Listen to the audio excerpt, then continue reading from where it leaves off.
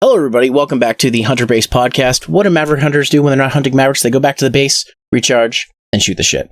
I'm your host of the most, Zeromaster, and today I have a very special guest. Old friend of mine. He's a fellow game reviewer, fighting game enthusiast. It is the Mighty BlueMagus. Hello, BlueMagus. Howdy doody. How you doing these days, Danny? I'm doing all right, actually. Just got a brand new PC, so I'm looking to do some more PC gaming stuff, and still got a Streets of Rage video to film later. Nice. I also just upgraded. I think I was telling you in text before. So, can you go into detail of any specs of what your new PC is, or? It's a pre-made PC. Honestly, I'm not much of a. I'm still pretty noobish when it comes to PC gaming. It's all good. Yeah, like it's one of those things with the flashy lights in it. I kind of hope those never go to the style because they look neat. Yeah, same idea here. It's funny. I've worked in IT for years, but I'd always had like just a random like pre-built PC that I bought on the cheap, and everyone in my community is like, for somebody who works in the computer industry, you don't have a very good computer. I'm like, thanks, guys. It's like, yeah, thanks. I don't have like $3,000 to $4,000 to blow on a new. On a brand new graphics card every time NVIDIA releases one. Like exactly, yeah. I don't even. I was just surprised that mine has an NVIDIA graphics card. I was like, I expected it to be, an AMD or a Ryzen or something like that, but it's like, oh no, it's NVIDIA. I was like, sweet, because they're really nice, especially the NVIDIA control software. You'll probably get to use it more as you're using the PC, but it does stuff like it speeds stuff up when you're playing games. It's really nice. I mean, I have had NVIDIA in the past. I've used Alienware PCs and stuff, but I've been without one properly for a while. So the fact that I have one again it's quite nice. It's quite nice. Yeah, it's a nice feeling when you get something that is actually got some horsepower behind it. So, but even though we've kind of already trailed into it, just for the audience, my listening audience, do you want to just go over basically who you are, what you do, and what people can expect from you? Well, for the most part, I just do a lot of like nerd stuff nowadays.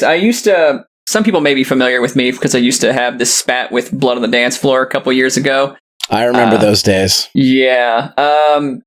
Given some recent allegations involving a certain member of that band, I kind of was one of the first guys who kind of went in there and called him out. But nowadays, like it was so depressing to talk about that stuff.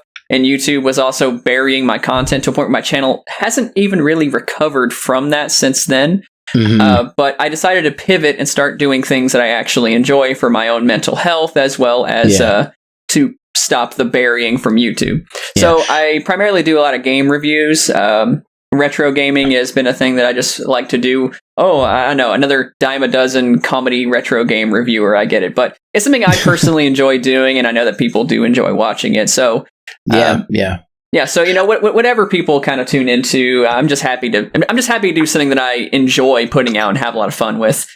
Yeah, same, man. I think I remember like when I met you, it was around the era. Like I think you were starting to do game reviews, and you were still in. I don't know if they were still in, but there was still stuff about those videos you made about those shitty metal bands, if we can call them metal quotations. And I remember, like, shortly before I met you, somebody sent me, or I think I found the link to that really, really bad first single from Design the Skyline. And I was like, oh man. And of course, by the time I had told you about it, you're like, yep, everyone's already told me about it. Yeah, which is funny because their second single is way better. I'm like, why didn't they just release that one? I actually heard their like entire album, and I did a review for that because people were like, oh no, listen to their album. So I did, and I was like, I don't really care for it, but it's not offensively horrible like Surrounded by Silence was. What's funny is my rant video on Design the Skyline, it's actually one of the most popular videos. I won't say popular as in people like it, because I don't know if you know who I can't remember his name, but he's like this. He's a relatively like big YouTuber in like this metal punk rock scene or so. It's not punk rock NBA. Yeah, that's him. Yeah, he actually included a clip of my video, and his fans were kind of roasting me in the comments. That's hilarious. I was like, "Hey, long ponytail guy here. ask me some questions, I guess. I mean, I did make a video, and he was cool about it. I made a video in response to it, or so. He was like, "Hey, I'm sorry that I didn't know you were coming back to YouTube and stuff. I hope I didn't cause you." He didn't. It's not a big deal. And people were like, "Wow, I wish more people were as mature as you when responding to stuff like this." It's funny. I found his stuff because my growing up with music, like I listened to a whole bunch of stuff. I had a phase, like I was in a metalcore band at one point, so I used to listen to a lot of that stuff. So like he covers a wide range of stuff. He recently actually, I think, did a video on my favorite band, which this might come as a shocker, is Dance Gavin Dance, and why people like them and don't like them. And I'm like, he hit it right on the nail, right on the head. It's like, that's exactly what I try to explain to people when I try to explain what my favorite band is, because it's hard to like explain and just show the music, because I'm like, oh, but they have some really good guitar work and all this stuff, and I don't know. Yeah. Honestly, I've heard the name Dance Gavin Dance and stuff, and I've heard the genre that they're in, and I'm just like, that's just not my type of thing, you know? Yeah. And there's nothing wrong with that, of course.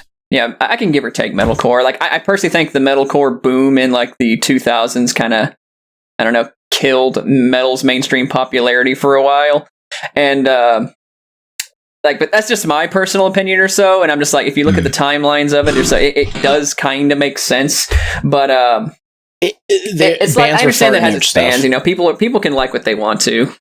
Like bands were farting out stuff in that time frame. It's like there's a handful of ones that I really remember, but they were just getting stuff out there. The whole Warped Tour scene kind of exploded with that stuff. So I'm not surprised. That was the early 2000s metal scene at that point. If it wasn't, new metal, it was probably metalcore. So yeah.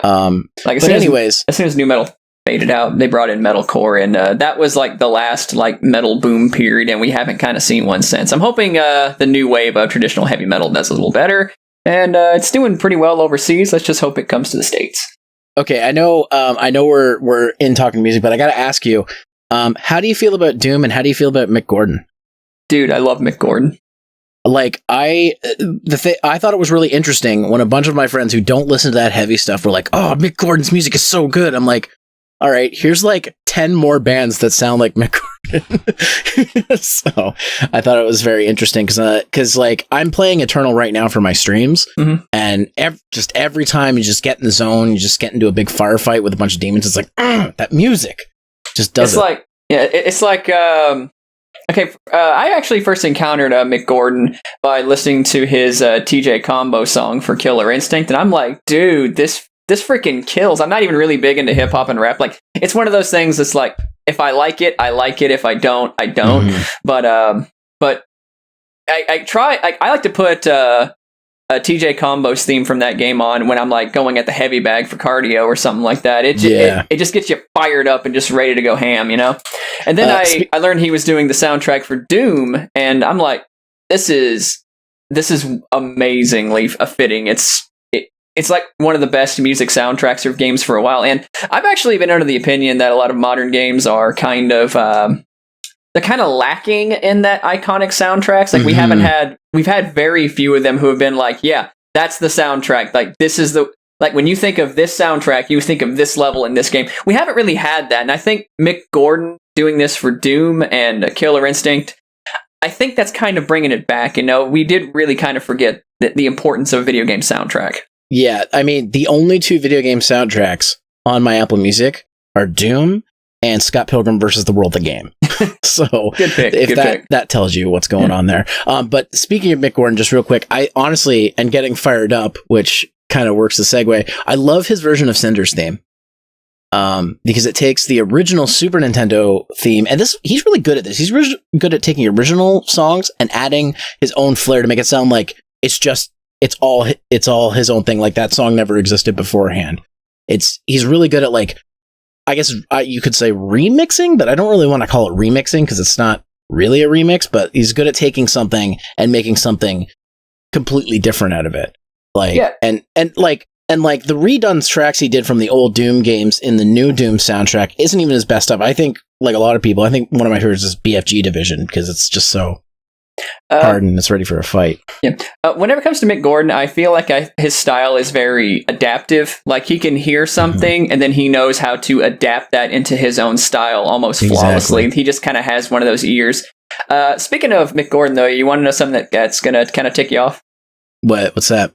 Okay, I don't know if you know anything a whole lot about the Mortal Kombat scene right now, but apparently Mick Gordon approached NetherRealms and was like, "Hey, I'll do the soundtrack for Mortal Kombat 11," and they turned him down.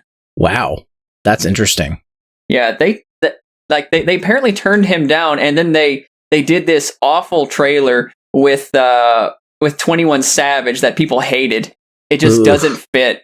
Like, I don't understand it. I don't understand Mortal Kombat. I could talk about this for hours because me and my girlfriend were always like, we find ourselves just kind of locked into conversation about how bad modern day Mortal Kombat is and how NetherRealm Studios is in general, and just them turning away Mick Gordon but keeping 21 Savage on is nuts.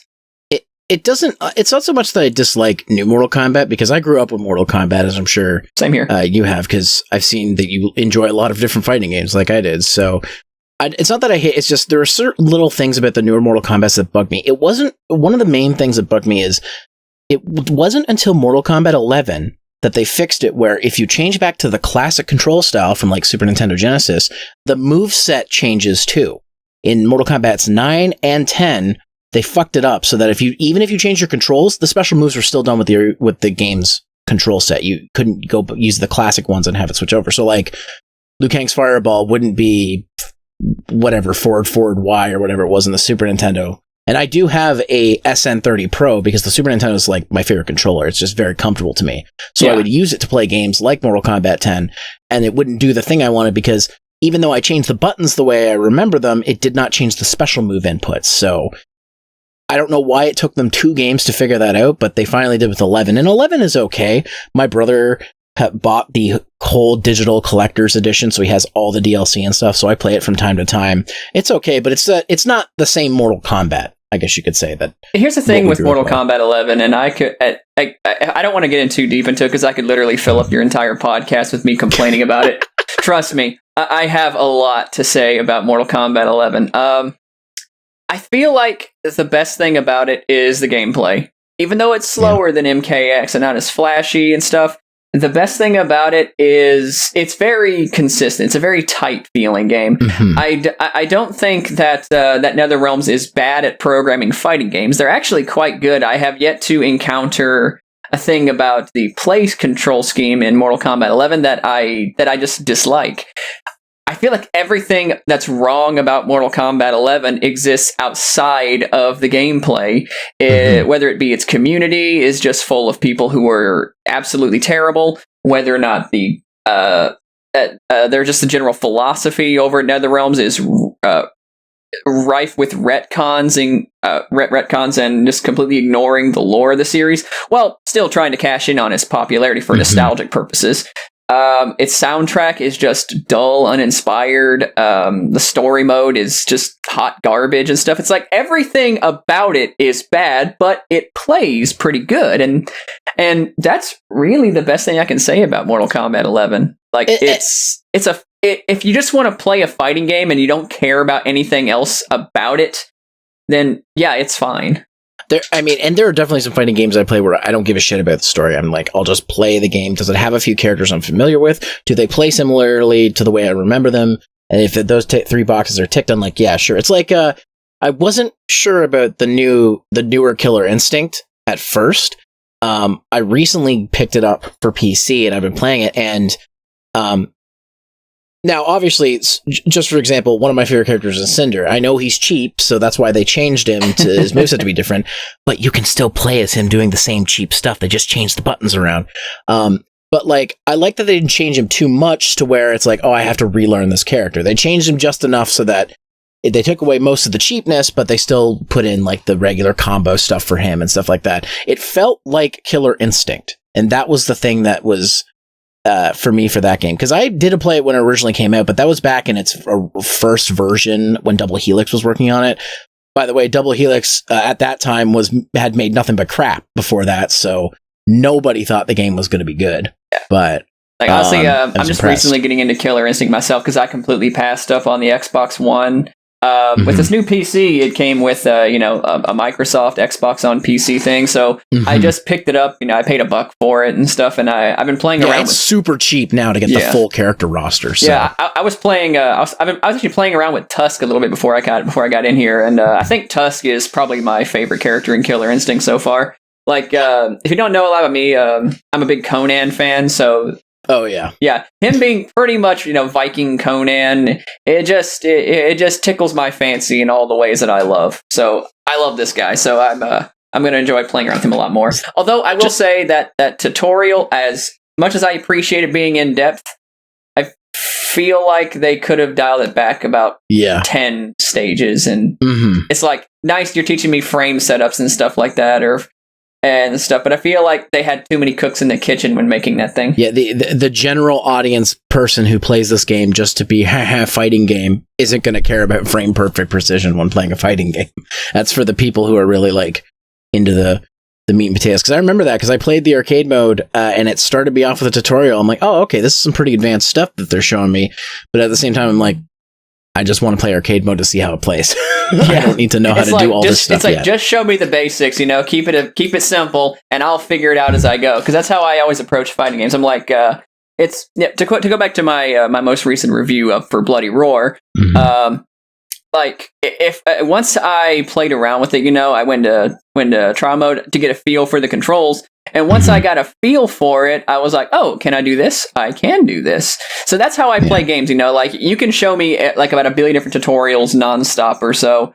But the only way I'm actually going to get the hang of it is by teaching myself that. Exactly.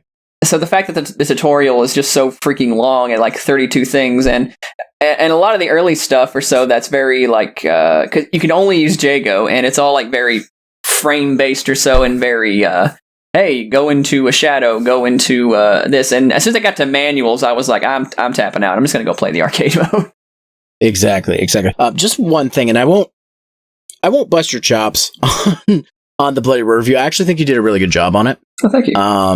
And I have a few questions related to that. Of course, like I'm part of the River City Gamers, and SCXCR did a full retrospective on the whole series. So my exposure to the series is really through him. I owned 3 back in the day because it was a fun fighting game that me and my brother played on and off. So I was exposed to it through 3, but I really saw the expanded through his retrospective. So he actually just released a new video on his Bloody Roar Shrine, as it was, because he has a lot of stuff that I'd never even would have thought of, like cigarette lighters and stuff like that. But so with that series, that's one that I've really been exposed to through that. And what I'm curious about is, obviously you did the review for 1. Have you played the later games? I have played Bloody Roar 2. I've actually played the most out of Bloody Roar 2. I've played a little bit of 3, but honestly, I haven't played the latest one. The very last entry. That's the one game in the series that I haven't been able to get a copy of because it's really expensive online. And my friend Ty said it's just not very good and stuff. And from what I've seen, I actually think it looks okay. But but I have to actually get my hands on the game to give a full opinion of it. But I really do love 1 and 2. Yeah, 2, honestly, in terms of what the fan base says, 2 is apparently the best one. I don't agree. I think 3 is a better game, but that's also because it runs a little faster, so I'm used to a more faster fighting system. But it also has sidestepping on by default, which kind of breaks that game if you know how to do it, especially since the AI will never sidestep even on the highest difficulty. So but it's one of those things that's interesting because, like, just for example, like Bloody Roar 4, it's not a very good game, but it's not a very good game because they took the beast bar and made it a health bar. So the best strategy is to use beast right at the start of the battle. Then as you lose health, the beast bar fills up again, and then you get another health. You get 3 health bars essentially for 1 round. It doesn't make much sense, but I feel like that does sound like it kind of breaks the game a little bit. I'll have to I do intend on covering all the Bloody Roar games eventually. I don't know when I'll be covering Bloody Roar 2, but I would like to cover it sometime. I'm actually pretty slow with getting out content, but I'm trying. I feel you. I can't say for sure when I'll get to it. 5 years later, I'm finally getting to Bloody Roar 4, but it'll be sooner than that, I hope. if and when I do eventually get to it, I'll have to figure it out for myself. But I don't want to poison the well on opinions, but if you get a chance, like SCR's SCXCR's retrospective goes really in depth on a lot of stuff. So if you want to like see firsthand, just for example, the Bloody Roar 2 video is 2 hours long. Wow. Because he made that video long so we'd never have to talk about Bloody Roar 4 ever again. That's basically what his thing was. So wow. You don't have to watch the full 2 hour video because it is a long video and he goes over every character's storyline completely and everything. And that game has a lot of story, hilariously. But it is one I definitely recommend if you want to get a little bit more on it. But the other thing I wanted to talk about is I noticed that you're a big, and correct me if I'm wrong, but I noticed that you're a big SNK fighter fan. Oh, yes, definitely. Do I have that right? And it's funny, my exposure to SNK was Fatal Fury 1 and Special on the Super Nintendo, and that's about it until one of the King of Fighters later on. So what I love about your videos is it's very interesting because I'm getting to see basically these games I've heard of, because I own like Samurai Showdowns, I own World Heroes, I own a bunch of these games, but I haven't sat down and spent like a whole day with them. I'll play them to make sure the cards work or the discs work. I'll play them just to do arcade mode to get the feel of it, but I haven't gone as in depth as you have with some of your videos, to the point where like I didn't know the Final Bout games were separate games. Yeah, I think it's called Final Bout. Is it? No, that's a Dragon Ball game. It's similar title to you probably mean Fatal Fury Real Bout. Real Bout. I didn't know those were separate games. I thought they were re-releases, and I'm like, wait a minute, these are separate games. So, yeah. And I want to play through them now after seeing your videos because you really went in depth on them. And so Special is still my all-time favorite Fatal Fury game. It's so fluid, so fast, so bright, so colorful. It's just everything about it I love. Yeah, and I love and what I do like as well is basically the same feeling I get when playing the those games in the series after. Was it that series or there's another Art of Fighting? That was the one. The Art of Fighting videos. It was like, oh, I don't suck. It's just really hard. Yes. so I'm like, okay. I'm like, so here's my thought. I'm like, okay, this guy's obviously, he knows how these games work. He's professional. He understands fighting game terms. I'm understanding what you're saying about certain fighting game stuff, tech and whatnot. I'm like, so now I got to see how well he does at Art of Fighting. And especially the sequels. The answer is suck. The games are hard. Everybody just sucks at them, I guess. I have yet to meet somebody who's like, oh man, I could beat Art of Fighting with a blindfold. No one can beat Art of Fighting 1 and 2 without like actually sitting down and trying. If you turn the difficulty down in the settings to like, the lowest you can possibly go, you might make it 3 or 4 characters in or so, but it's very rare you actually get that far. And the Super Nintendo port is actually one of the most difficult fighting games of all time because freaking Mr. Karate can kill you in one hit. Exactly. It's terrifying. It's funny because like most of the videos I've done, my series Zero's Maverick Hunting, I like to try to focus on underrated, unknown, or underappreciated games. And fighting games have come up quite a few times because fighting games were a dime a dozen during that era. Like, there's, like, random ones you can find. I remember I was working on a video on this game, Tough Enough, for the Super Nintendo. I don't know if you played it or heard of it, but it's got the worst box art of the entire Super Nintendo. Tough Enough. That's a T-U-F-F-E, letter E-N-U-F-F, right? Tough Enough? Yeah. Yeah, I've heard of it, but I've honestly only heard of it in legend. I've never actually seen it. So the funny thing is, it's a straight-up Street Fighter clone. And while I was doing the video, I was talking about how bad this game was and all this stuff. As I was doing the video on it, I came across Power Moves, and I almost stopped doing the video because I tested out Power Moves. I'm like, oh my god, this is worse. So I ended up finishing the Tough Enough video, and I saved. I'm like, okay, I'm saving this game for an anniversary episode because this is just that bad that I got to give it like extra attention. And the funny thing about Power Moves is it's a hybrid of Street Fighter and Fatal Fury, but with no good control. So I may have to check this out myself because maybe it deserves a good loyal thrashing. It's like, everybody gives a Shaq Fu crap for being a terrible fighter, and I do it just because it's fun to make fun of. Shaq Fu is a great game to make fun of. Like, it's a terrible fighter. like, don't expect to have a tournament scene for it. But if you have some friends who just want to sit down and they're really funny and they like to have a good time or so, put on some Shaq Fu. That game's hilarious to play. Like you will have a great afternoon with some Shaq Fu. But there are some games that are that make Shaq Fu look like Fatal Fury Real Bout Special. Okay. Yeah, the thing is too is you ever heard of the game Deadly Moves? I've heard of it. I think I've played it once. Deadly Moves is the Sega Genesis port of Power Moves. They literally look and play the same, which is funny because only 3 buttons are used on the Super Nintendo controller, which makes me believe this was probably developed for the Sega Genesis and then they ported it over because it literally looks the exact same. Maybe there's a slight graphical difference, but it's the same. Is the Street Fighter? Is this a Power Moves game any better or worse than Fight Fever? I haven't played Fight Fever, but okay, I'll give you a hint. Fight Fever is pretty much Street Fighter 2, but it feels like you're playing Street Fighter 1 at times. It's it's stiff and the moves only work when they feel like they're working. It's one of those games that I said is worse than Shaq Fu, because if I want to do a Shakuriken, I still can't believe it's a move. If I want to do a Shakuriken and I input the controls, he'll do the move. It doesn't do crap for damage, and its startup time is ridiculous, which defeats the whole purpose of having, a fireball move in a fighting game with your main character. But it'll work. But the guy in Fight Fever, it'll be like, I'm doing the move. Where's the move? Where's the move? It's not working. It's bad. But still not the worst fighter I've ever played. That probably still goes to either Catfight or Doomsday Warrior. Did you play Brutal Paws of Fury?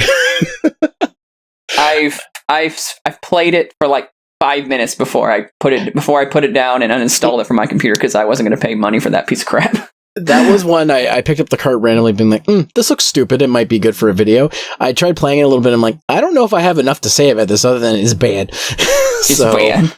I don't know if have you ever seen Catfight by chance? I think I know what you're talking. Is that's not the... No, I'm thinking of Girl Fight on the 360. That's a completely different game. Okay. Oh boy. To anybody listening, just look up Catfight gameplay on YouTube if you get a couple minutes or so. It's a Mortal Kombat clone, and they actually got one of the actresses from Mortal Kombat to be in the game, weirdly enough. But oh my god.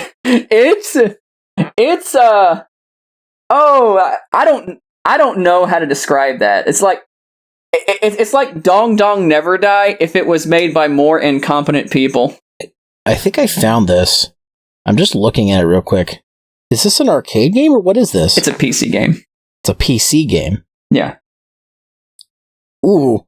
This is reminding me of Shadow War of Succession on the 3DO. Oh, by the way, I've been to / helped run a Shadow War of Succession tournament. One year at a convention, my buddy brought his 3DO, and he's like, "All right, we can play Shadow War of Succession or Way of the Warrior." I'm like, Shadow War of Succession. I went to Anime NebraskaCon one year, and there was like a fighting game room party there because fighting games are pretty big in that scene. Like, I don't drink, but there was a lot of people in there who do drink. And the most popular game in that room was Dong Dong Never Die. And it's... Holy crap, that game is funny. It's terrible. It's broken. But it's kind of hard not to crack a smile when you can pick Mario and he has Akuma's moveset. Oh my god. That's amazing. Yeah. You know what? What's funny is I think people are going to see this podcast or listen to this podcast and be like, hey, they'll be like, hey, you should review some of these games. They'll be like, no. I need to find a copy of them first. But this looks hilarious. Dong Dong Never. Oh my god, this looks amazing. Yes, the game is terrible. Like, it's unbalanced. The final boss, he has an infinite where you can literally just spam it nonstop. Damn. Yeah. But it's funny. It's one of those games you just play on. You just throw on for like a party or something like that. Yeah. And your friends are just like if you have. It's one of those. It has the Shaq Fu thing. It's funny to play. that's really about all it's got going for it. Don't play it competitively because you ain't gonna find a scene for Dong Dong Never Die. But if you play it just for shits and giggles with some friends and stuff, then yeah, that game is hilarious. It's fun. The funny thing too is I also have a Let's Play show called Power Plays where me and my buddies play games, and we have a side thing. This is how you can tell I'm Canadian, called the penalty box. So when somebody loses a game, they make the other person play a shitty game. So I got a couple of these I'm going to have to put in my back pocket for when my buddy Corey loses to me in a couple of games. But yeah, it's so interesting. Like everybody was trying to copy Mortal Kombat and Street Fighter, and to some extent, like the SNK stuff too. There's a lot of stuff out there back in the 90s and early 2000s where they're trying to get that sweet fighting game money, and yeah. There's a lot of half-ass attempts, obviously, that we can see. And there are some genuinely great fighters that people have never heard of before. Like, I don't know if you're familiar with Breakers, but Breakers, and more specifically Breakers Revenge, is a Street Fighter clone. But it's so good, it has its own identity. In fact, the game had a bit of a scene revival whenever it was brought on to, like, MAME and stuff. And now, like, that game is getting an HD relaunch on, like, PS4, Xbox, and stuff like that. Oh, wow. This has a 97% like ratio on Google reviews. Holy shit. What, Breakers Revenge? I've never heard of this. Yeah, I've never heard of Breakers Revenge. Seriously, check out Breakers Revenge. It's one of the finest fighting games you've never heard of. Yeah. Another great one that I personally, like, really enjoy is a game called Rage of the Dragons. I've heard of that. Yeah, it's a sort of sequel to that awful Double Dragon fighting game that preceded, because, you know, Billy and Jimmy are in it and stuff like that. But it's sort of like kind of like King of Fighters, but instead of picking 3 characters, you pick 2. And the best part about this particular game is that its IP was just recently acquired by a company, and they plan on releasing it onto digital platforms, and there's talk of it possibly getting a sequel. That's awesome. I love when stuff like that happens. Like, when you get series like that, like especially like a hidden gem like that. Like I've never heard of this game. Like, and I find a lot of the stuff that I find and cover sometimes people have never heard of, and then they want to check out. And then of course, like Tough Enough. It's not a super good game, but I'm like, arcade mode's okay. It's functional. You can play through it as a fighting game. Well, now, like, it's available on, I think Retrobit bought the license for it and 3 beat-em-ups from Data East, Rival Turf, the Peacekeepers, and I forget what the last one's called. But there's a bundle cartridge you can get with Tough Enough and those 3 games on it. So there are new re-releases of some of these games, which I think is great, and of course remastered and new ports and stuff like that. And then there's other stuff like, I don't know if you've ever encountered this, but have you ever heard of the game Ultimate Fighter for the Super Nintendo? I have not, but it might be funny to troll some UFC fans with that. Yeah, so it's not a UFC game. It's the 4th game in the Hyokoto no Ken series, not the Fist of the North Star. Or sorry, Hiryu no Ken. I always get them mixed up. Hiryu no Ken, Hokuto. They sound similar. Yeah. The 4th game in the Hiryu no Ken series, it's not a good fighting game. It's a very stiff fighting game, but the thing about it is, it's also a beat-em-up RPG that you can beat it in like a half an hour. It's not a long game. But at the time of when I did my video on that, I was the only positive review on that game. Because it's one of those games where I'm going to be doing a video eventually called Things I Do in Gaming That Nobody Else Does. And because the reason why nobody has only played the regular mode, and it's a stilted bad fighting game, so don't play it, is because there's a mode called, RPG mode is called Animation Mode, and it's initially supposed to teach you how the fighting system works, but it's actually a full-on beat-em-up RPG. And it actually makes the game really enjoyable, and they never put that mode in any of the other games in the series. They actually focus more on the fighting stuff. There's one on the first game is called Flying Warriors on the NES. It's not a super good game, but it's a typical side-scrolling beat-em-up game. And then Flying Warriors on the N64 is the next game in the series, and it's just a straight-up fighting game. They actually fixed the fighting mechanics, and it's actually a proper game. But this one game is just really weird, and it's just interesting, like, because I always, as a kid, like, I played that game, and I'm like, I'm going to play the animation mode, because that's the way I always saw to play the game. So it's just weird stuff like that you can sometimes find in fighting games. If you have like a half an hour to waste someday, it's definitely a fun game to check out, especially with that mode. Because it's weird. You don't think of a beat 'em up RPG as like a fun mix of genres, but it actually is really good. I was kind of surprised that it was. Is there anything like weird like that you found in terms of any kind of games that you've looked at that you're like, that you've discovered something that made the game just a lot better? Or is there any games that you think have been given really, really bad rep that you actually think are decent or pretty good and that people should give another chance? Several, actually. Probably the most controversial opinion that I still get crap for today is it's not a fighting game, it's Duke Nukem Forever. I still think that game, even though it's not the prettiest looking game or so, and it has its flaws, if you just look at it from a variety standpoint, there's a lot of things going on in that game that a lot of people don't give it credit for. It's not like your typical run and gun shooter or so. It has like variety in how you play it. And I love Duke Nukem Forever. It's actually a really fun game. Oh yeah, same here. Like I know some people like appreciate it or so, but I feel like that game doesn't get enough like praise for what it actually did, and they just hate on it because oh my god, it took 11 years to come out. Yeah, it's 16, but who's counting? It's funny because after that game came out, me and my buddies in River City Gamers, we went to Kineticon. And John St. John was there, so we got to meet him and talk to him about the game and actually started to befriend him. I have him on Facebook and shit. So, and it was interesting hearing his perspective because even though he's just the voice of Duke Nukem, he's more involved than people think in the game. So he was getting to see stuff like way beforehand. And obviously because the game kept getting delayed over and over and over, he would see different stuff all the time and be re-recording his lines and stuff.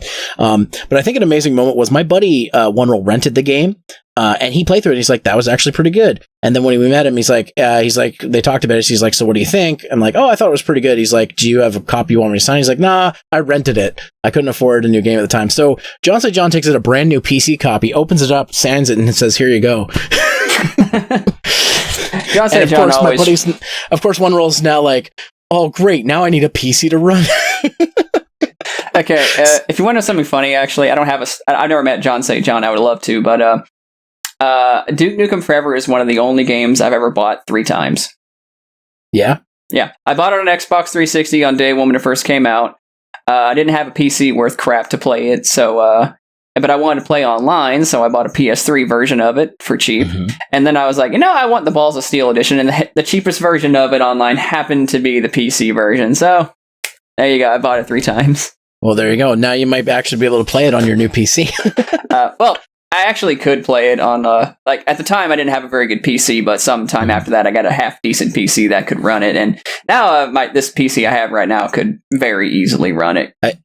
I understand buying games multiple times over I don't know if you know this about it, but I'm a huge Mega Man fan. It's my favorite franchise of all time. So when Mega Man 11 came out, I bought it on PS4, I bought it on Switch, I bought it on Xbox, and I bought it on PC, and I played that game 6 times before I did my review of it. Wow. Because I wanted to be thorough. It's also a near 20-minute video on Mega Man, of all things, but people expect me to be super in-depth and thorough. My first real review that I did was on Mega Man 7, and this was over 10 years ago when that game was considered bad, and now it's worth more than Earthbound because people see that it's actually worth something, so wow. It's one of those things where I'm like, see, it's not all that bad, but could we not make the price, $400? Don't get me started. Like, I'm not like I love JRPGs too, and one of my personal favorite JRPGs happens to be the original Dot Hack games. Mm-hmm. And I went looking. The Dot Hack games have never been re-released on any kind of platform, although the Dot Hack GU games have. Figured this out.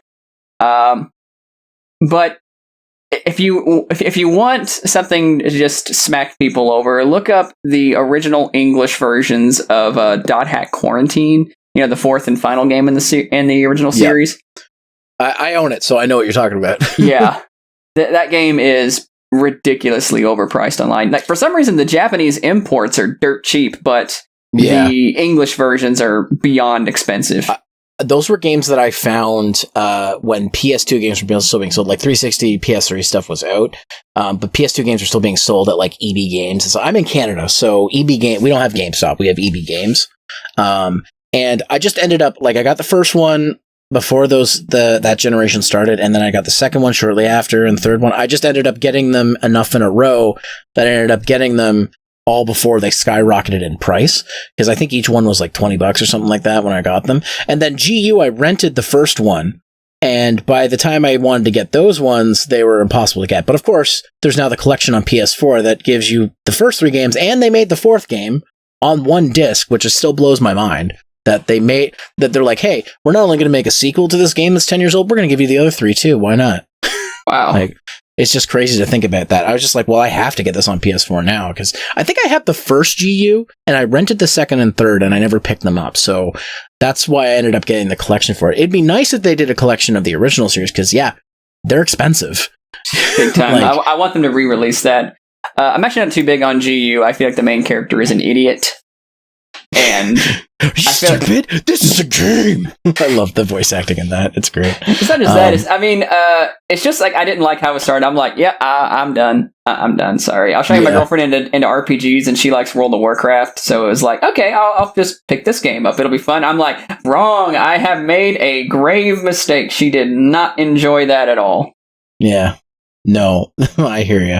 Yeah. But yeah, I guess what I should ask is, just since we're talking about games that we like, what are some of your favorite games of all time? Oh, easy ones. My personal favorite game of all time, since we're talking about JRPGs, is The Legend of Dragoon on PS1. That's so funny, because I just interviewed Tark's Gauntlet, another YouTube reviewer, and that's like one of his favorite games too. It's such a good RPG. Like that game it's mechanically deep, but it's also just a ton of fun to play. It has a great story, great characters. It has great world building and stuff. I'm surprised they never once did anything with it after that. It just came out late in the PS1's life, right before the PS2 came out, and that was it. They just kind of forgot all about it. I don't know how well it sold, but I remember seeing it a lot when I got my PS1. Now, I got my PS1 when the PS2 was out, so I didn't get into it right away. I was a Nintendo kid up until that point. But I remember seeing it a lot. Lots of friends had it. Like, it must have sold decently well. It did. Yeah, so it's kind of weird that they never expanded on it. And they did re-release it for the PSN, but there's been nothing since then. That's really about all they've done with it, just re-releases and stuff. There was a manga about it that lasted like 2 volumes, and then they stopped. Some action figures and stuff. Like, they had some money behind it. I don't know why they didn't do anything with it. It really bothers me. Just speaking of manga, you just reminded me. My pal SCR, the guy who did the Bloody Roar retrospective, he did a video on the manga The Fang, and he's actually retranslating it right now too. So I'll let you know when that's out if you ever want to take a look at that. Sure, I can take a look at that. But yeah, anyways, games of yours that really good games that you like, or games that are some of your favorite of all time. Okay. One game that I really like that I never see anybody talking about, and I'm sad we're never going to get any follow-up to, is the only game by a company called Swingin' Ape Studios. It's called Metal Arms Glitch in the System. Oh, I've heard of that. Yes, it is one of the best third-person shooters I've ever played. It's so fun, so funny. Its storyline is actually quite good. The voice acting is pretty good. That whole game is it's a delight to play. I really, really enjoy Metal Arms. Whenever I think of my all-time favorite games on the PS2, my mind immediately goes to Metal Arms. That's just a great game to play. Is this a mech game? Well, not really a mech game. It's a game kind of like think Transformers, but the robots are smaller. In fact, that's the reason why I like. Doesn't seem like it's a good representation of the game. Yeah. If you ever played the Transformers War for Cybertron game or so, I feel like that game kind of is about as close to the overall feel of Metal Arms as we could possibly get, because it just has such a similar vibe to it. Mm-hmm. Although I feel like its control scheme is a little bit, I don't want to say better, it just does melee combat better than Metal Arms. But Metal Arms has so many guns, so much variety. It's actually surprisingly large world too. There's surprisingly a lot of lore built into it. It does a lot of clever things that I never saw coming whenever I first played it. And I just love it. It's a bit hard at times, but it's just like I can't think of anything bad about it. It's just a ton of fun. Interesting. And so I don't know if they gave it away by me saying I'm a big fan of Mega Man, but I like robot games, and I really like customizable robot games. So is this one of those games that has a lot of customization? Does it have a lot of weapons? Like, what are we talking here? Well, Glitch can you get more and more weapons as you play the game and stuff. You just start with a mining laser, but you get stuff like an assault rifle, a gun that shoots like razor blade, like things to like cut cords and stuff, and you can also like knock enemies around. There's not really a lot of customization in it or so, but it doesn't need to be customization. I just like having a lot of stuff to play with. There's a lot of things. There's a lot of different weapons that you can choose. Rocket launchers, a slingshot that shoots that you can use to work with hand grenades. The cleaner is like one of the coolest and best little grenades I've ever seen. It's just throw it up and it just instantly auto targets and like bops down like 3 different blasts and just wastes everything. You got your typical stuff like shotguns, assault rifles and stuff. But you also got some weird stuff like the tether, which lets you hijack other robots and stuff and you can control them and kill other robots and stuff. It's got a lot of variety.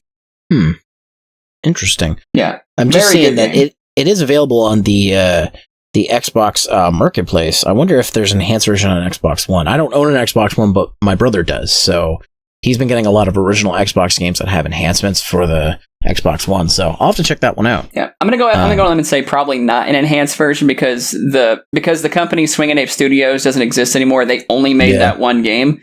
And then they got kind of absorbed by Sierra, who eventually got bought out by Blizzard. And now I think Blizzard owns the copyright to it and will probably never see anything Metal Arms ever again. It's unfortunate. Yep. It's a one and done, and it ended on a cliffhanger.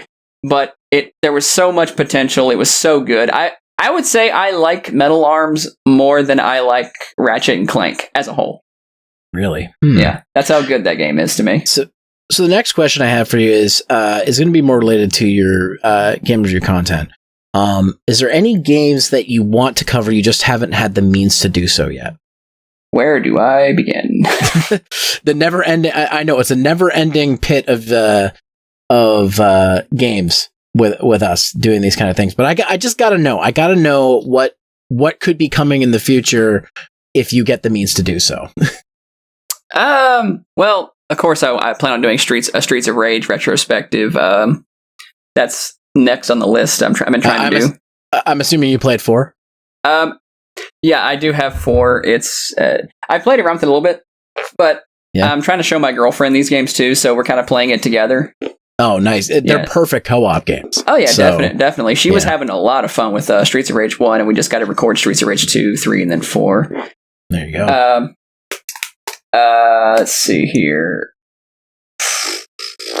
Crap, where do I start with this? If you could think of a game that you're like, I'd love to review this, but I can't right now, kind of thing, I guess you could say. Well,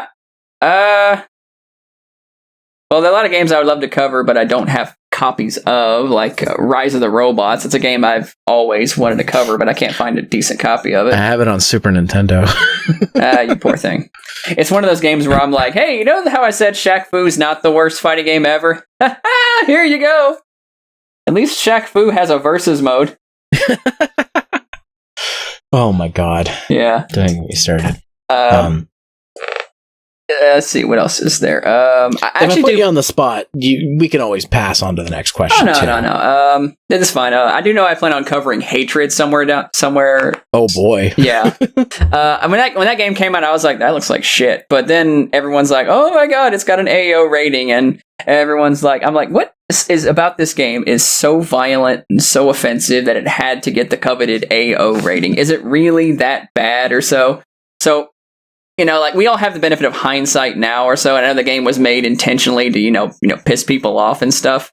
But I have an edgy character on my show, Reaper Zero. I feel like I can have some fun with that. I know about Reaper Zero. Yeah, I can have some fun with that. There's a lot of joke potential there that I could utilize him for. Okay, yeah, I actually own Hatred. I think someone gifted it to me. So, oh my god, it has a 48% on PC. Wow, okay, I did not know. I knew it was like Super Edgelord the game, but I didn't know it was like, wow. All right, well, I'll have to boot it up one of these days. To my understanding, that game is not that bad. Yeah, It's just I remember seeing videos on it when it first came out, and then people saying around the same thing. It's not bad, but it's so edgy. My name is not important. Hello, Mr. Not Important. Ow, the edge. My name is Shadow the Hedgehog. I'm the ultimate life form. I'm also Reaper from Overwatch, and I'm Virgil from Devil May Cry. I like to make personnel, fun of kid. I like to make fun of my pal and fellow podcaster. I do another podcast called The Noisecast with my pals, but my buddy Doom TV, already edgy name. I like to make fun of that. He's a secret edgelord. He doesn't want everybody to know. And be like, I'm like, you beat Sonic, you beat Shadow the Hedgehog. He's like, because I thought it was cool because it had guns. Like, there you go. That's a game I plan on covering one of these days. Shadow the Hedgehog.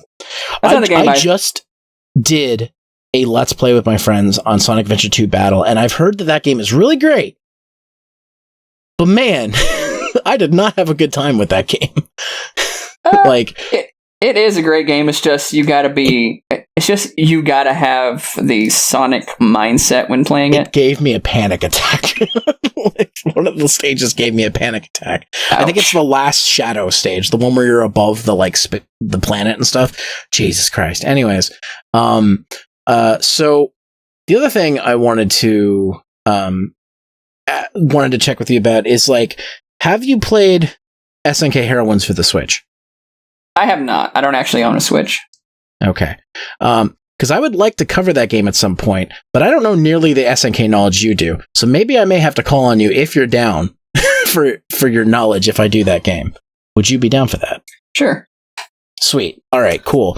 But I'm probably going to replay the Fatal Fury games before I even start doing that. So highly recommended. I will say that from what I've seen of SNK Heroines, it's a very it's like a it's a 2-on-2 fighter that's built like King of Fighters, but it's also a lot flashier. The whole thing is supposed to be very, very fan servicey, very cutesy and stuff. And the story's canonical nature is very heavy into question. Yeah. But I give it credit for one thing, even though I haven't played it. It did open the doors for the possibility of a brand new Samurai Showdown game, which we eventually did get. And it also kind of got the ball rolling with SNK having all these different guest characters. Like, I don't know if you're familiar with the Street Fighter EX games. The funny thing is, I'm a big fan of Street Fighter 2 and 4, but outside of those, okay, I have Alpha 2 on SNES. I don't know if that really counts, but I am familiar sort of with it. Okay, well, the Street Fighter EX series was made by a company that SNK was working with. And they actually have their own fighting game called Fighting EX Layer, and Terry Bogard's a guest character in it. Oh, yeah, I've heard of that, Fighting EX Layer. That sounds familiar with me. That is a game I'm surprised hardly anyone plays, because it's really good. I need to play it more. I haven't indulged as much. I think since I've gotten a Switch, I've gotten a lot of more crossover games. There's one other one. Oh, there's a crossover fighting game. I really like it. I can't remember the name of it, but it's got the Nakalis characters in it. It's got the kid from Cave Story and the girl from Umewari Kawase in it. Just a bunch of weird, obscure, Nakalis stuff. I can't remember the name of it, but it's really fun. It's one of my favorite fighting games right now. I wish I could think of the name. I'll probably put the name of it on the screen because I'm an idiot and I can't remember it right now. But I've been playing a lot of crossover fighting stuff. Actually, on Sunday, I do variety multiplayer streams. And last Sunday, I just decided, fuck it, I'm going to play fighting games on the PS3. So me and my buddies played Dengeki Boku Fighting Climax International Edition, which is really fun if you really are into Dengeki Boku's anime stuff. But and it's actually a pretty solid fighting game too in its own right. And we played Persona 4 Arena Ultramax. I know nothing about Persona 4 or Persona in general, and it was just a fun game to play, so I thought, what the hell? And then there was another one we did, Aquapazza, which is kind of it's got weird, obscure, early 2000s anime characters. And it wasn't as good as the other two, but it was interesting. But there's so many, I didn't realize how many crossover fighting games there actually are out there. I thought crossover fighting games were something that would happen, there's the Marvel vs. Capcoms, there's the SNK ones. So I thought it was something that wasn't as broad, but apparently no, there's a lot of them out there. So, yeah, is there any crossover ones that you're really a big fan of? Of course, you mentioned EX Layer, but is there any other ones that you're big into? Let's see. Like, honestly, I never really got too big into Capcom versus SNK. Like, I know it's a big fan favorite, but like, I haven't actually played a whole lot with it. I've heard CVSK or SBC Chaos is really good as well. It's another SNK versus Capcom game. Yeah, it has a very cool premise. I'll say that. Let me see here. Crossover games. Let me think. Like, honestly, when it comes to crossovers, I think it's neat when they do happen, but I've always been more of a fan of whenever companies keep it like, just, hey, these are our characters. This is straightforward. Yeah, I do like that. I just think that the crossover thing is neat because it is fan service, but then it's a chance for some characters to shine. Like, what's the name? The guy from MVC2 with the laser sword. I can't remember his name, but I bought the game for that afterwards. Strider? Not Strider. The other dude. Oh my god, I can't think of his name. But I bought the game. He has like a 3D PS1 fighting game. It's like they made one game of it and they never made another one. Star something. Oh god, I'm blanking right now. Star Gladiator, I think. Is that right? Hold on. I need to know.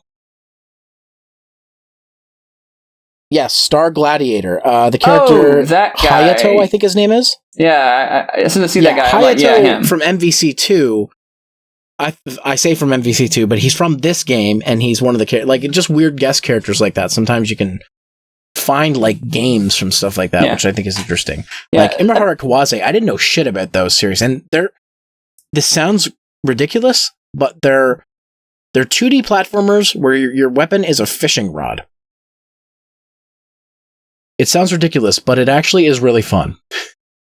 So that does sound a bit silly. Maybe it's a game I have to cover on that Forgotten Fighters thing. I do know that I have a couple games like Deadly Arts that I plan on covering. Deadly Arts is not good. Oh boy. Fighter Destiny is a game I plan on covering. Fighter Destiny? Oh boy. It's unique, but is it the best fighting game on the N64 like I've heard it is? Gonna go in and say a hard doubt, but the N64 is not known for its fighting games. Nah, man, Dual Heroes is the best fighting game. I can't even finish that sentence without laughing. Fuck. I mean, you might actually be right because I don't know anybody who's like, yeah, man, the N64 has such a great library of fighting games. Out of all the consoles with fighting games, I've heard some games mentioned that I hear more fighting games for the Sega Saturn than I do the N64. So the N64 is like barren wasteland when it comes to fighting games. Exactly. There is some hidden gems out there. Like, I know a lot of people don't like War Gods. I think it's decent, but it is just Midway being like, how do we make Mortal Kombat work on the N64? Let's make a different game and test it first and see if that's good. So, and then they made Mortal Kombat 4, which had nothing to do with that afterwards. So, but Dual Heroes, and this is something, I'll just make this a brief tangent, that I'm a big tokusatsu guy. I like Power Rangers, Super Sentai, Kamen Rider stuff. That's the most interesting thing about Dual Heroes is it has it's a bunch of tokusatsu references. That's it. The game is junk after that. It's not worth playing. So that probably won't stop you from trying it at some point, though. So oh no, like I'm always curious about trying, other games, and that is Dual Heroes. It can always be interesting. There's how do I put this? There's a lot of games I plan on covering. I think about a lot of them are like these really big one-shoot fighters. Like I don't know if you're familiar with Fighting Vipers, but that's a game I plan on covering one of these days. I know Fighting Vipers. Yeah. Yeah. If you lose the first fight, you get Pepsi Man in the Japanese version. Yep. That's I don't know how I'm going to make a joke about that. Probably have like some kind of Pepsi can somewhere near me. I don't know, that'd be funny. My holy grail for the Sega Saturn is to get Fighters Mega Mix, but it's never going to happen. That game is hard to find. It is expensive. Well, a lot of like Saturn collecting in general is hard. Like, I have the only fighting game I have for it right now is Street Fighter the movie, the game, which is not as bad as you'd think. But it's the only fighting game I have for it. It's like Street Fighter. It's like Mortal Kombat, but with Street Fighter controls, and it works. Okay. And I recently found out the home version is different from the arcade version, and the arcade version is complete garbage from what I've heard. So, I'm glad that I guess I have the superior version, I guess. But honestly, yes. though, if you actually want the best fighting game on the Saturn, at least from my experience, try picking up Golden Axe: The Duel. I do want that game, but that game's also a little hard to find. So, but that's Saturn in general. I've just accepted that Saturn games are hard to find. So. I actually managed to get a copy of it before, like a recent, before everyone was like talking about Saturn games and stuff. I got really lucky. I found a Sega Saturn that was used on Amazon for like $20 once, and it works. And nice. And I got a copy of Golden Axe: The Duel like a week later for like $15 or so. It didn't come with its case. It came in a broken, very hastily wrapped case of Sonic R. Yeah. Well, I got Sonic R and Sonic Jam before those games skyrocketed in price, so I guess we're even. So, but yeah, if you actually I'd say emulate it, but Saturn emulations doesn't work. I mean, and this is another thing I guess I should ask you about since we're in the same thing. So, there's recently been stuff like PolyMega, which has had better emulation for these consoles, these weird like obscure consoles. Like apparently, it's got good Neo Geo, good Saturn stuff emulation. How do you feel about playing games not on their original hardware? Like if you own, like, say, any kind of game, and you have the choice to play it on a CRT, on a Super Nintendo, or you can play it on a clone console or something in HD, what's your go-to? My go-to is whatever freaking works. Like, if I had a clone console that could play Sega Saturn games, I'd run it. Like, I would kill for a decent Dreamcast clone console, because every time I buy a Dreamcast, I bought 3 Dreamcasts, every single one of them breaks in the exact same way, and I may get maybe a couple hours of play out of them each. Like, Is it the laser? Or how'd you guess? Because I have 2 Dreamcasts. One of them has a power supply problem, and the other one has a laser that kind of works. Luckily, there's a thing you can get now, and I'm still learning about this, because even though I do computer engineering as my regular job, I'm still not good with soldering and stuff like that. But there's a thing you can get now that lets you put replace the CD drive with a USB drive. I've seen that. And yeah, and it basically, it makes all the games load super fast, which is sweet. But it also takes away the problem with the Dreamcast where the laser just sucks dick. So yeah. So if you've got 3 broken Dreamcasts hanging around, you might have one that you might be able to make use of at some point. I have one. I have one as I returned one of them, but because when it just got here, it was just broken in the first way. Mm. Then the other 2 I got, they one stuck around for like a couple weeks after I bought it, and I tried booting it up to play some Zombie Revenge one day, and I'm like, this disc is not spinning. Please don't tell me it's the same problem as the other one. It is. The freaking laser every time.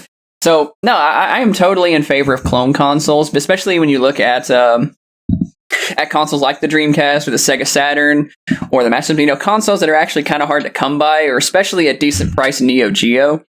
Yeah, like, I mean, good luck collecting for the Neo Geo nowadays. That thing is still costs arm and leg to support. Oh, dude, I want one so bad, but it's like, I'm not paying the prices people want for those. Just get an Omega, trust me. Yeah, exactly. Now, what I'll tell you right now, PolyMega is just one of those. It's a hybrid console where it comes, when you buy it, it comes with the disc tray, and it works for Sega CD, Saturn, Dreamcast, PlayStation, Mega CD32, Amiga, like a whole bunch of CD based stuff.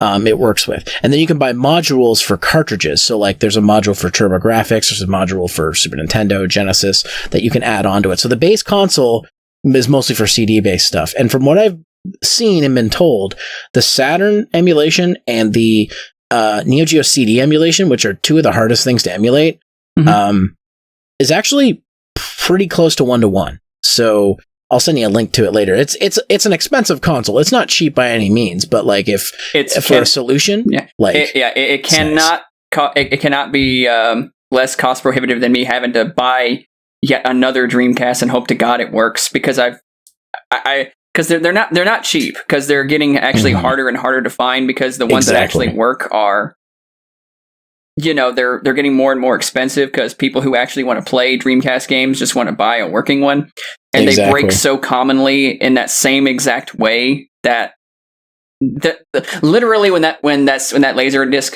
thing happens, there's like one solution you can go to where you can go in and you can adjust the power levels of it with that little screw thing on the laser. They said if that doesn't work, it only increase it by its lifespan by maybe a year or two. But their number one recommended thing when the laser starts going bad is just to buy another Dreamcast. So as far as I'm concerned, this is a cost cutting measure for me. Yeah. Now the thing too is it's an emulation system, so obviously it's not like going to be.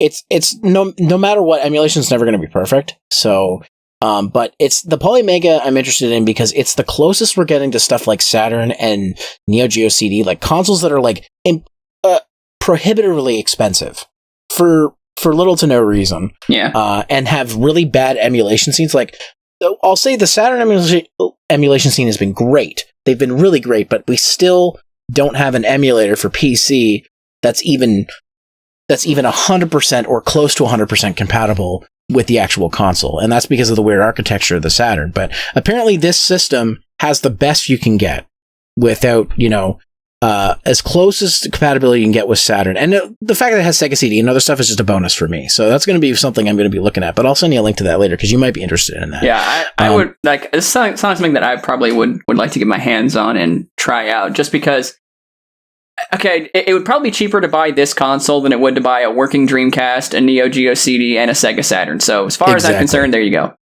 Exactly. Yeah. So, I don't want to take up too much more time, but I want to go ahead and hop into what you're working on. Is there anything you're working on that you can talk about? Right now, I'm working on the Streets of Rage video sometime. I'm hoping to do more streams, and I knock on wood if I had some wood to knock on here. This table's plastic; it'll work. I'm still trying to get out a comic book, and and I'm also writing a video game that I don't think will ever see the light of day for like a year, 2, 3, 4, 5. Well, it sounds like you're keeping busy because just like me, there's a lot of projects on the go. Yeah, like I've been trying to like transition from like, covering games on my show and doing YouTube stuff to actually trying to eke something out. Actually, I'm working on 2 video games. I'm working on like a JRPG and I'm working on like a fighting game with my girlfriend. She was like, you just want to like write our own fighting game because she's just not happy with the way a lot of modern fighters are going. And I'm like, yeah, let's just do it. Pretty much if you want storylines and any fighting game or so, and you go with anybody who's not SNK, like you're going to have a bad time. So we want to throw something out there and try to get something going for fun. Yeah. If you need a beta tester or a reviewer, you know where to find me. I'll let you know. I'd be like, well, I don't know if he needs a reviewer because he already does reviews, but it's kind of bad. You kind of can't review your own game. Yeah, it's not fair. So. Hey, I give my game 10 out of 10. This is totally not biased whatsoever. But yeah, I'll have to keep that in mind. But for the record, I wouldn't expect to see us anytime soon. It's still in the idea stages. Neither one of us knows anything about coding, so we have to find somebody who knows how to code. We have to find somebody who knows how to design these characters, and it's going to be a very slow process, and it's going to be one that's going to be done when we can. As long as it takes, as long as you don't lose the passion for it, then it'll be something special for sure. Well, for my comic, I've been trying to get it out for a couple of years, and I still haven't given up hope on it. So. Yeah, I don't give up on projects where I'm actually, I get to create stuff. Because first and foremost, before I got into YouTube and stuff like that, I was a writer. I love writing stories. Like, it's one of the things that I've just always enjoyed doing. I can't draw for crap, but when it comes to like writing a story, creating dialogue between characters like that, and creating fight scenes and stuff, I feel like I kind of have a good grasp on that as a writer, and I just want to put something out like that, and I haven't done that in years. Yeah, writing something like a JRPG that has like character back and forth is different than writing like a book or writing like a piece of fiction. Yeah, because you don't have to explain all the actions. For example, I actually got the idea. I work at I don't say exactly where I work at, but I work at a very confined office space. And I was talking to my coworkers, and I was like, "Hey, how come I've never played a Dracula JRPG?" And I'm like, "Well, I'm gonna make one." And then I I just got like one idea, and then it just led into another, and led another, and all the pieces in my idea were just kind of like falling into place, like almost like a puzzle. Like, you know how stories, when you're writing them, they just kind of like take on a life of their own. They start writing themselves. Yeah, no, I know what you mean. Yeah, that's literally exactly how my thought process was. I was like, what if I do? Oh, what if then it would look to? Holy, this is like it's like I'm seeing those matrix numbers and everything's just working. It's clicking properly, and I'm like, I gotta write this now. It's too good an idea to pass up. You know what you're making me think of now? They should have made a fighting game based on the Monster Squad. Wouldn't that have been amazing? There is a fighting game kind of like that. Wait, what? Really? Yeah. Crap, what's it called? It's like let's see, monster fighting game. It's something Sorrow or something like that. Hang on. Omen of Sorrow. Look that up. Omen of Sorrow, eh? Yeah, and it's not an old game. It's actually fairly recent. It was on PS4. Oh, I picked this up. I picked this up randomly at EB Games. And I'm like, what the fuck is this? I picked it up. And I think I remember saying to myself, maybe I'll cover this, but it's been on my shelf, so I haven't really looked at it or anything. I have not played it, but it looks decent. I gotta check this out now. Now that I know what it is. but I mean, like, if they made like I meant like in like the 90s, they made one based off of the Monster Squad where you had Dracula, Mummy, Frankenstein's monster, stuff like that. That would have been interesting. You just got the gears spinning for me when you were saying Dracula RPG. I'm like, I mean, I know there's kind of sort of a Monster Squad fighting game. I don't know if you count it, but it's Darkstalkers.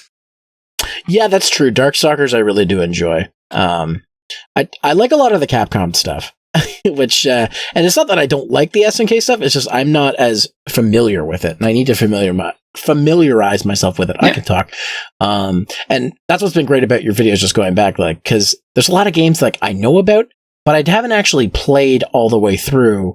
And don't know the tech and stuff. And that's what's great about your videos, because I get to learn that stuff. And it makes me actually, like I said, the Real Bout Fatal Fury games, I didn't know they were separate games. I thought they were re-releases.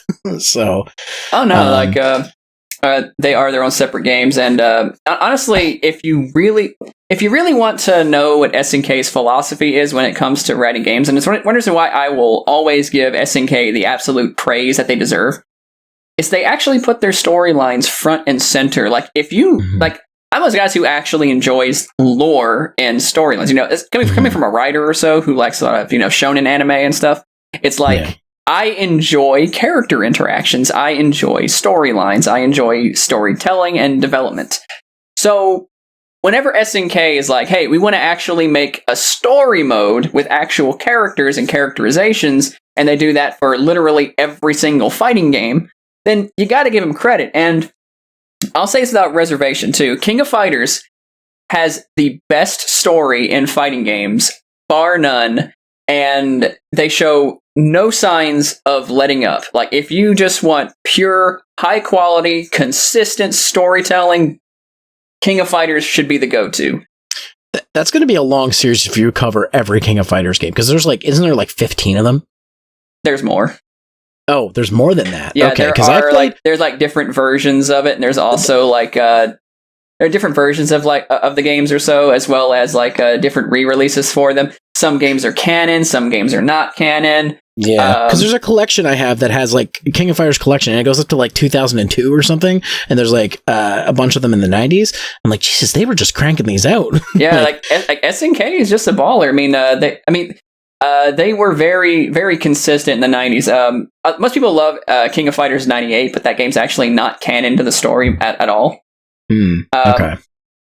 Then there's King of Fighters 2002, and King of Fighters 2002 Unlimited Match is considered by Brazilian players to be the best fighting game of all time, and it does deserve every bit of praise it does get.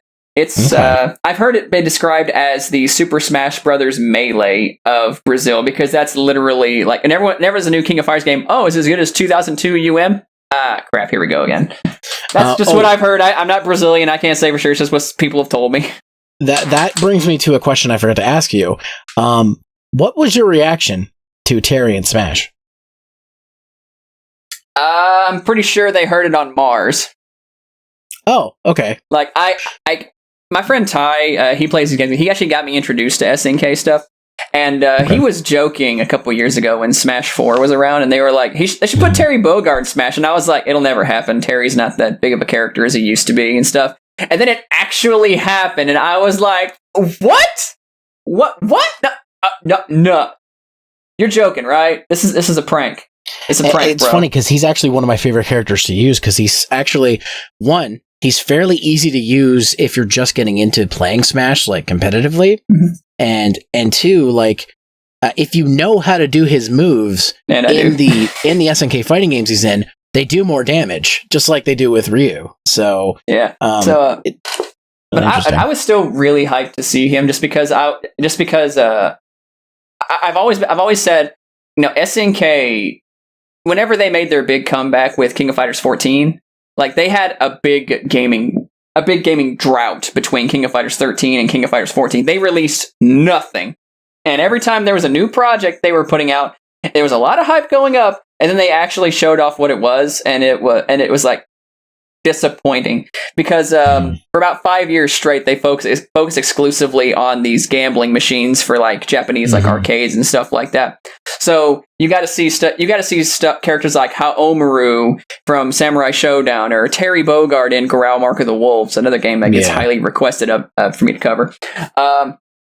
You see a lot of different characters that you haven't seen in years, and you're like, oh, are they actually making a new game? And then they flash that stupid pachinko. Okay, the Art of Fighting anime is terrible, but there's potential for it to be a good anime. And there's an Art of Fighting like pachinko or patchy slot machine. I don't know what it is. I think it's a pachinko. It has like traditional 2D anime, like animation drawn for it, and it looks incredible. Like, I'm blown away by how amazing it looks, and they wasted it on a freaking pachinko machine. And that's kind of what it was like being an SNK fans. Yeah, that's kind of what it was like being an SNK fan for years. You know, if you know if Konami fans are experiencing that drought right now, but it was worse for SNK fans. Because at least Konami has a card game you can play and stuff, and they will occasionally announce something that they plan on working on a new game. For SNK, it was nothing until King of Fighters 14. And then all of a sudden, they're back to their old ways, cranking out quality game after quality game after quality game. And now they're getting all these big deals for their mobile stuff as well. They've struck deals with Namco to have Tekken characters appearing in their mobile game, King of Fighters All-Star. And now they have WWE characters appearing in King of Fighters All-Star. Okay, the King of Fighters game on mobile, I can't get past I want to play it. I can't get past the loading screen at the start, so I just can't play it. I don't know what it is. I'm using a Galaxy S9. This is not a cheap phone. It's just weird. I can't get by it, and the only thing the forums say is just uninstall it. And I'm like, yep, that didn't fix it. So I want to play it, but I don't have a way to play it. So maybe I'll get like an Android emulator and see if it'll work or something. But it's just like, man, just want to play this game. But it's funny. I just thought of like that meme. Like, was it Konami fans now? Why you only make pachinko machines? SNK fans from 10 years ago. That's cute, kid. It's like and then like 5 years. 5 long years of nothing but blue balls. Just see the SNK fan putting the hand on the shoulder of the Konami fan, be like, it gets better. It does get better. I actually said that when it's I was like, hey, Konami fans, it'll be over eventually. You know, like Konami will have to go back to making games one of these days. Just like SNK did. And whenever I actually got scared whenever SNK got bought by that Chinese company, Leiyu Millennium.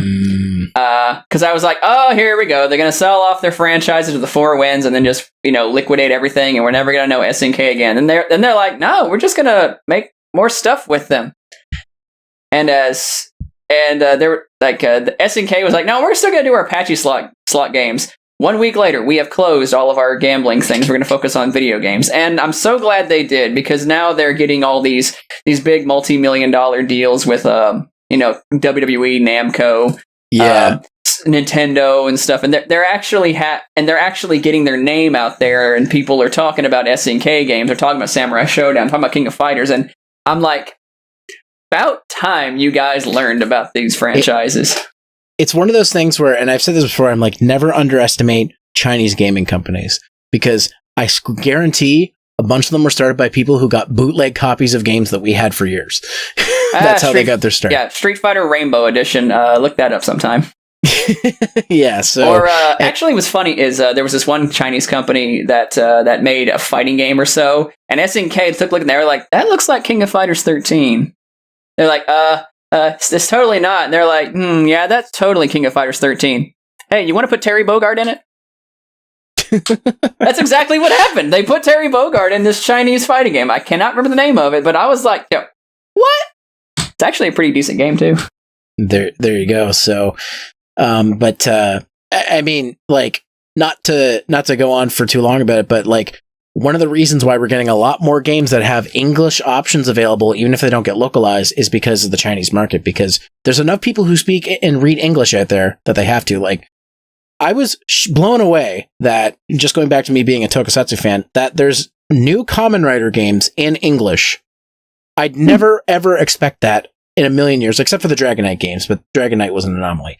But like, I just remember picking up on the cheap one of the Kamen Rider fighting games, and it's all in English. I was just like, I just got used to being, it's going to be in Japanese, there's nothing I can do about it. But no, it's a new PS4 game, it's all in English.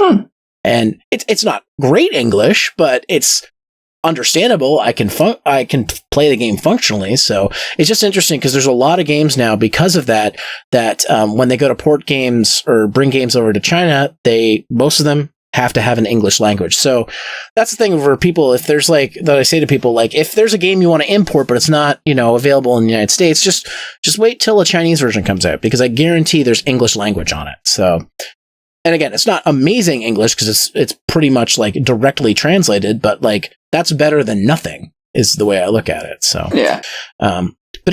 Sorry, go ahead. Sorry, I was about to say, the other thing I don't like is that there's a lot of Chinese censorship and stuff.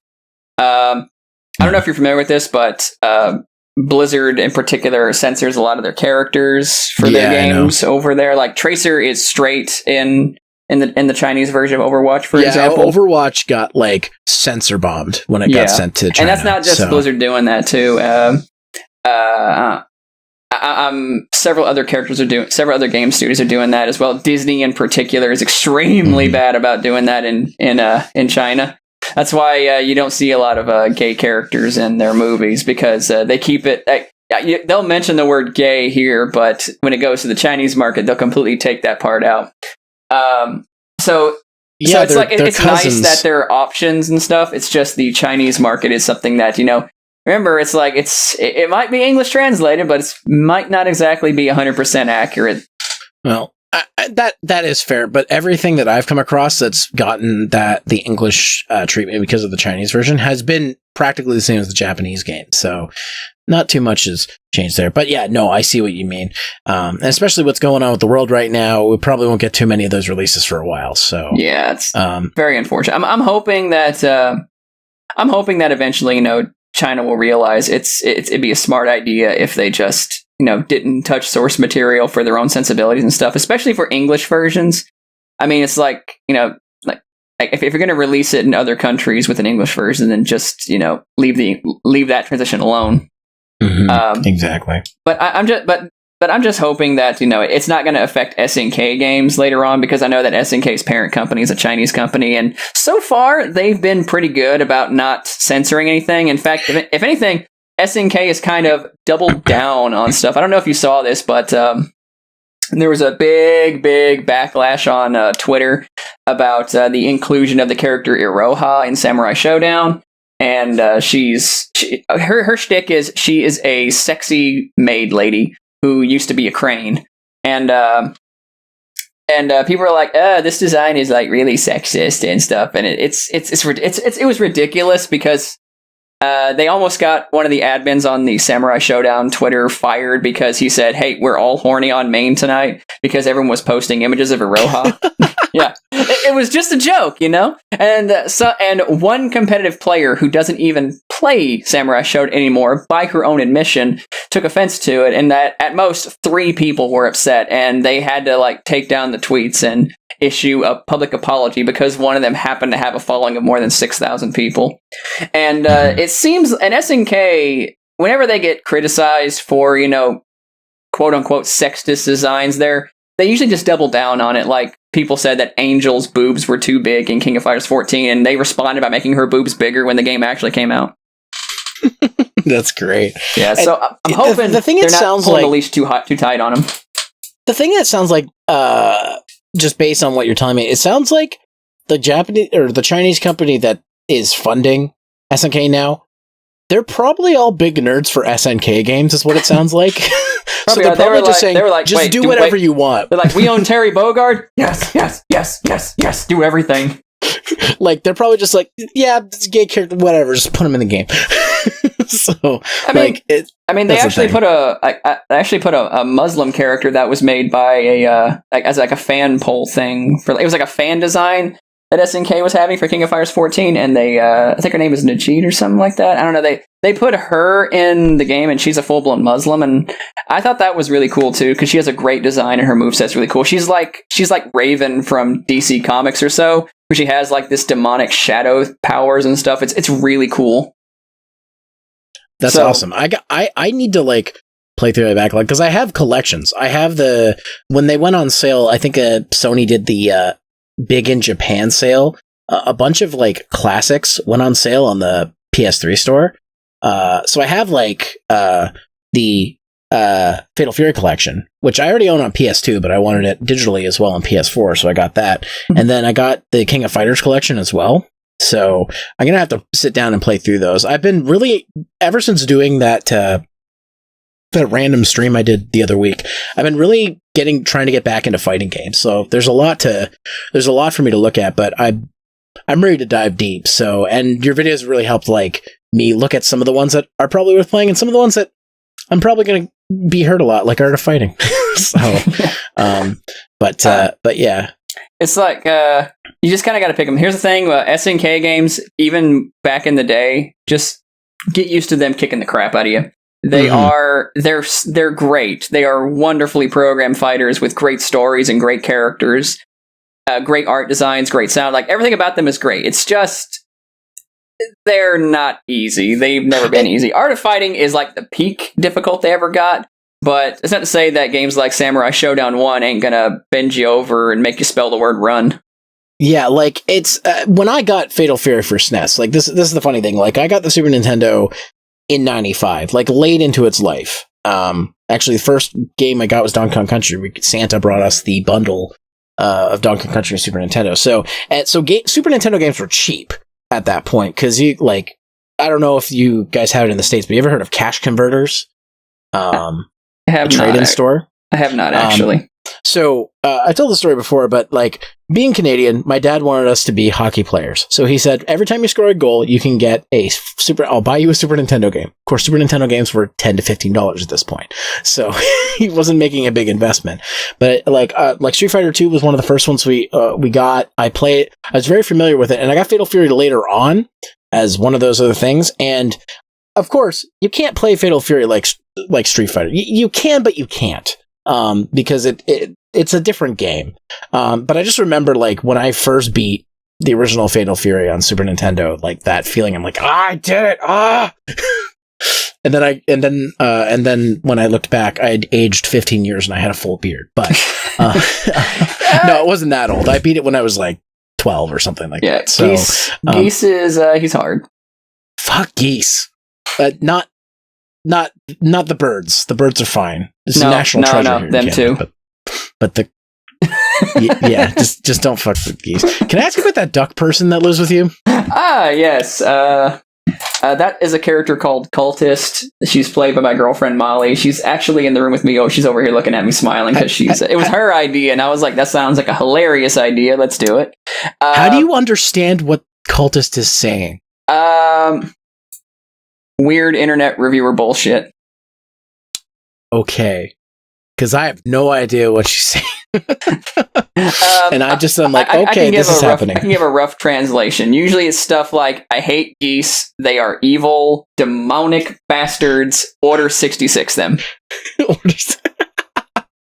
Oh, that's great. Do you ever get annoyed that these people keep showing up at your house? What's his name? Rager? Is that what his name is? Or do I have that wrong? Rager? Like the guy who wears the skull mask? Oh, that's Reaper Zero. Reaper Zero. Yeah, in the storyline, he's a storyline quotations. This is deep lore. He's my extremely edgy roommate. Fuck. Yeah. And he got shot in the head by cultist once for breaking and entering, and then he at the hospital ran into the skull from Death Trap Dungeon. This is deep. This is deep storytelling lore. I know. The funny thing is how I rediscovered your channel, because we hadn't spoken in a while, because I left Skype to go exclusively to Discord, because I had like over 1,000 Skype friends, and I couldn't go on available without a million people messaging me. I completely abandoned Skype a while back. I think I even closed my account. My account still exists, but I'm never on it. So I think I used it for a little bit on my last phone, but no one ever messaged me on it, so I stopped using it. But when I moved over to Discord, and what I decided this year, and how I got back to your videos, was I decided this year, I'm like, okay, I always save a YouTube tab in my browser. I'm just going to set that browser tab to be my subscriptions page. Lo and behold, you released a new video, so I watched it.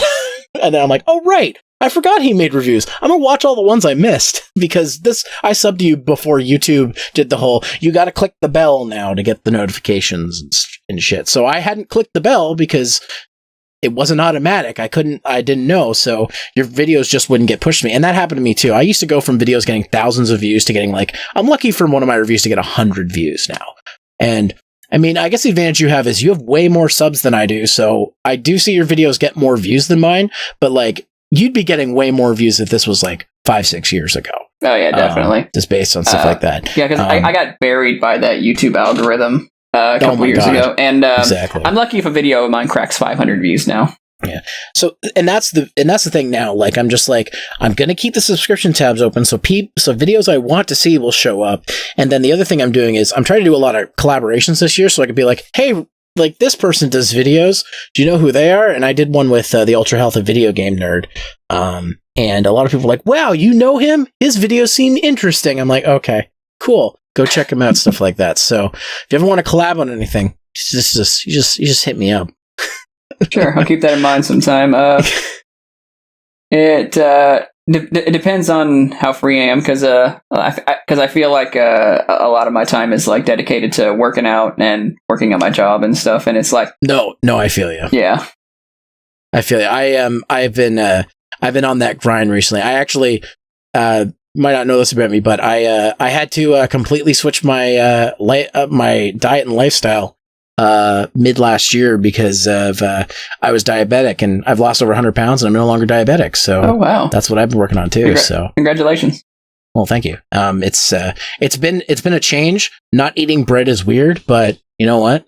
It's been a change. I've been just focusing on myself and getting out there, doing a lot of cardio and stuff. And you've always been kind of a buff guy, so I've always been Actually, I have not actually been all that buff. It's just you're a buff compared to me. Okay, I'm giving you a compliment. I used to be 150 pounds and scrawny, and now I'm high 170s, low 180s, and I'm But you had the most metal hair. Yeah, there's that. I'm trying to grow it back out because I miss having long hair. But I mean, a couple years ago, I was 150 pounds, scrawny, couldn't do stuff, and now I'm looking into, I'm trying to get super shredded and buff and stuff, and changing it. It's hard, but it's worth it, because I've never felt happier about my appearance. It's amazing, when you make a lifestyle change like that. It's just how different it feels. I just remember around over a year ago, trying to get back into doing jogging and stuff, and being barely able to do it. My knees would hurt, everything. I'd be like, holy shit. I was in my back of my mind, I didn't want to admit it, but I was thinking, if I don't do something, I'm going to need a scooter soon. That's the way it was. And then of course my doctor drops with so you're diabetic, so you're going to lose weight. So, but doing it was good, because, I definitely feel more energized these days. I'm still overweight. It's still going to be a long journey to get to what I want to get, which is healthy for my age and height, which is under 200 pounds. But it's one of those things where it's I have a goal to work towards, and as long as I don't overdo it, everything should be fine. And I think that same goal could be met with you with your weight training. Hopefully, it'll just be next time we meet each other, we'll both be very attractive individuals. I'm actually like I've actually like gotten so far in my fitness journey that I was considering training in professional wrestling and stuff, and so who knows? There you go. There you go.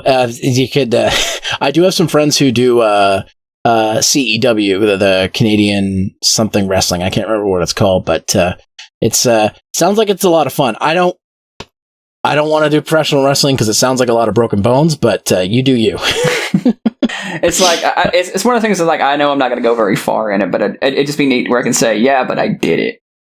Yeah, exactly. So I don't want to take up too much of your time, so I'm just going to go to the last section of this podcast. And basically, we already talked about what you're working on. Is there anything else that you want to talk about that you're working on, or should we move on to the final part of the podcast here? I say move on to the final part because it's been going on for quite a while. Yeah, we've been going for a while. I've had you for like an hour and a half. So, just for my camp, what I'm working on, I have 2 reviews I'm working on. One's a crossover, like I mentioned before, and then I have one for a new NES game that I was given a review copy of. It actually comes out next month, so that's what I'm working on in this camp. Obviously, this podcast is happening, and any playthrough stuff that I have, and my streams. So, Danny, where can people find you? They can find me on youtube.com/BlueMagus. You can follow me on Twitter at twitter.com/Ultimagus. I know it's a hell site, but it is what it is. Then there's Facebook. I still use it occasionally. Facebook.com/TheRealBlueMagus because some stupid electronics company took my actual name. Yeah, I had to put Zeromaster fan page in mine. So yeah, I always forget too until I watch your videos that it's BlueMagus, not Magus. I'm just so used to like Chrono Trigger being like it's Magus. So, I always pronounce it as Magus just because it's like the word mage, and then I was like, oh, a Magus is just a much more powerful mage. So that's why I always kind of got that. It just sounds cooler to me. I don't know. Plus, it was always like a play on words from my name, Like, I always pronounce it as Magus, and there was the class Blue Mage from Final Fantasy, so I just put them together. There you go. Now we know the lore of how you got your name. I get asked that like every stream, and it's like, there you go. That's how I got my name. Where do you stream, by the way? Do you stream on Twitch or do you stream on YouTube? I stream on YouTube because I don't like Twitch. Oh, okay. I go on Twitch because Twitch has been good to me, but you also have a bigger audience on YouTube, and I think I've heard that streaming with a bigger audience, like you have 10,000 plus subscribers or is actually better than trying to do it on Twitch because like people will get the notification that you're live and stuff like that. So yeah, there's that, but it's just I don't like it's other stuff, but it's like policy stuff I don't like from Twitch. I mean, they're getting a little better or so, but let's just say I was considering going on to Mixer before I consider going to Twitch. I do, yeah, I do have a couple like things on Twitch. So I mean, if I ever do decide to use Twitch again, I'll keep it as a backup. But unless anything happens to my channel where I get hit with like a copyright strike or something like that, I pretty much stream exclusively through YouTube. Gotcha. Okay. So you guys know where to find me. Zeromaster fan page on Facebook, at Zeromaster on Twitter. If you want to get early access to this podcast and other videos, behind the scenes extras, and so much more, patreon.com/Zeromaster is a good place you can do so. And I stream on Twitch Tuesdays, Thursdays, and Sundays at 8:30 p.m. Eastern Time, twitch.tv/Zeromaster.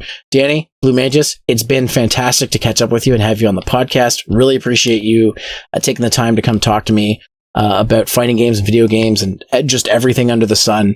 And hopefully we can get together and talk some more in the future. Obviously, I know that you're a busy guy, so I won't want to bug you too much, but I really appreciate your time and coming out and doing this with me. So thank you very much for coming out. That's no trouble, and I won't rule it out anytime soon. Sometimes I may have like hour or two here and there. There you go. So anyways, guys, for the Hunter Base podcast, I was Zeromaster, and that was BlueMagus. Take care, and I'll see you on the next one. Boobies and Ranch. Why Ranch? It was on a hat in a Seether music video. You don't put Caesar on lasagna, do you? Seether. The band. It's Boobies and Ranch. All right, then. That's how we're ending things off. Goodbye.